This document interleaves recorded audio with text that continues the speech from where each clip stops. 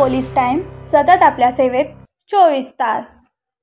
काय मागण्या आहेत? आमची एकच मागणी आहे की ह्या देशामध्ये जो बोकाळलेला भ्रष्टाचार आहे, काही लोकांमागे ईडी लावते ती भाजपमध्ये गेले की ईडी संपून जाते, काही लोकांमागे बिडी लावते ती वडायचे झाले की कोण संपलेला असतो।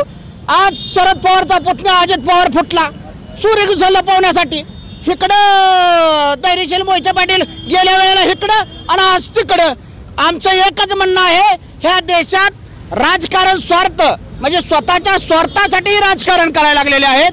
आमचं एक म्हणणं आहे की मराठा आरक्षण आम्हाला मिळलं पाहिजे आणि बोकाळल्याला ही जी देशामध्ये बोकाळल्याला अर्थकारण आहे, अर्थकारण संपलं पाहिजे, गोरगरिबांना अर्थकारण मिळालं पाहिजे। ह्या राज्यातल्या सरकारला किंवा देशातल्या सरकारला आमची एकच विनंती होती आणि आजही राहील की आता ही देवाला भेटती का नाही ती भेट, ही कुणाला सामान्य माणसाला भेटती का भेट नाही ती, ही फक्त आता शेवटचा टोक आहे यमदेवाचा आणि ही यमालाच भेटली म्हणून आम्ही यमाच्या गेटअपमध्ये इथं आलोय।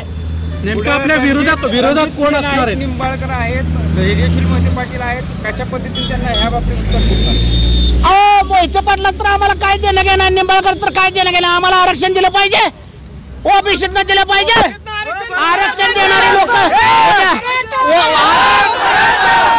आजपर्यंत जरा थांबा, आजपर्यंत मोहिते पाटलाचा चुलता इजयशी होता की सत्तेत, त्याच्यानंतर हे हिंदूराव निंबाळकर होता की सत्तेत।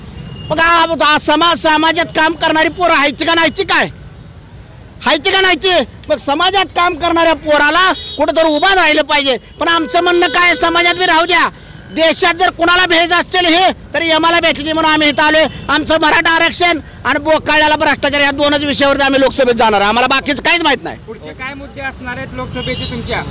आमचं मराठा आरक्षणासाठी आम्ही दिल्लीत चाललोय आणि बोकाळल्याला आरक्षण थांबवणे, एवढे दोनच मुद्दे आहेत आमचं, बाकी काय मुद्दा नाही आमचा। द पोलीस टाइम सतत आपल्या सेवेत 24 तास।